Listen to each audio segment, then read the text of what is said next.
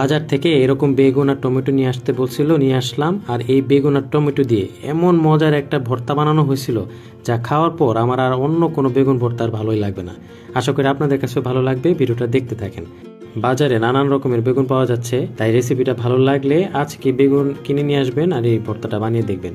বেগুন কাটার সময় নাকি খেয়াল রাখতে হয়, ভেতরে পোকা থাকে অনেক, তো এই বেগুনের ভেতরে কোনো পোকা নাই। এবার 2টা টমেটো কেটে নেওয়া হচ্ছে। টমেটো দিলে নাকি এই ভর্তার স্বাদ আরো অনেক বেশি মজার হয়। তো আমার কাছে মনে হচ্ছে যে টমেটো যত বেশি দেওয়া যাবে এই বেগুন ভর্তাটা খেতে তত বেশি মজার হবে। এবার প্যান গরম করে তাতে দেওয়া হচ্ছে বেশি পরিমাণে তেল। তেল গরম হয়ে আসলে প্রথমে দেওয়া হচ্ছে বেগুন। খুব সাবধানে দিতে হবে, তেলটা নাকি ছিটে হাতে লাগতে পারে এবং হাতটা পুড়ে যেতে পারে, তো যার হাতের খুব যত্ন নেন তারা খুব সাবধানে দিবেন। বেগুনের পর এবার দেওয়া হচ্ছে কেটে রাখা টমেটো। এরপর দেওয়া হচ্ছে রসুন, এখানে একটা রসুন আছে। এবার দেওয়া হচ্ছে 2টা পেঁয়াজ। পেঁয়াজের ঠিক মাঝ বরাবর এইভাবে কেটে তারপর দিয়ে দেওয়া হলো। এরপর দিচ্ছে আস্ত কয়েকটা কাঁচামরিচ।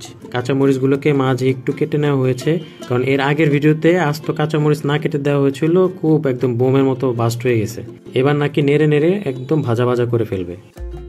এই ভর্তাটা যেদিন বাসায় বানানো হয় সেদিন আমাদের বাসায় ভাতের পরিমাণটা একটু বেশি করে রান্না করতে হয়, কারণ এতটাই মজার হয়।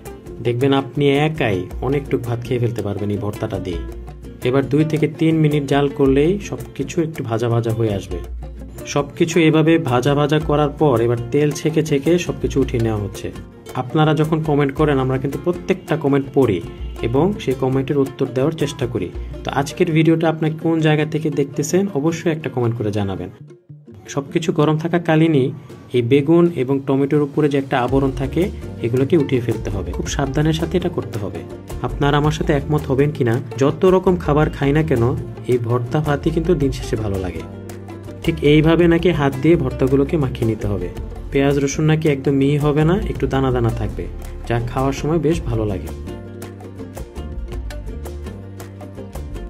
সবকিছু এরকম ভর্তা ভর্তা হয়ে গেলে এবার বেগুন এবং টমেটো ভেজে রাখার যে তেল ছিল সেখান থেকে কিছু তেল কমিয়ে রেখে এই তেলে প্রথমে দেওয়া হচ্ছে 1 টেবিল চামচ পরিমাণ পেঁয়াজ কুচি। পেঁয়াজটাকে হালকা একটু নরম করে নাকি ভেজে নিতে হবে, তবে পেঁয়াজটা কাঁচা থাকলেও অসুবিধা নাই, খাওয়ার সময় ভালো লাগে।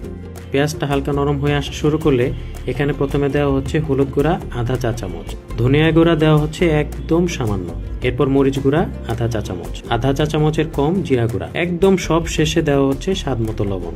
এবার মশলাটাকে ভালো মতো কষাতে হবে। এবার দিয়ে দেওয়া হচ্ছে টমেটো এবং বেগুনের ভর্তাটা। ভর্তাটা গরম তেলে দেওয়ার সাথে সাথে এত দারুণ একটা ফ্লেভার আসছে, মনে হচ্ছে এখনই খেয়ে ফেলি। এবার নাকি ভর্তাটা নেড়ে নেড়ে ভাজা ভাজা করতে হবে, আর এই ভর্তাটা নাকি ভাজা ভাজা হলেই খেতে বেশি দারুণ লাগে। আমার মতো যারা ভিন্ন রকম খাবার খেতে বেশি পছন্দ করেন তাদের কাছে হয়তো এই ভর্তাটা অনেক বেশি ভালো লাগবে। আশা করি কালকেই বানিয়ে খাবেন।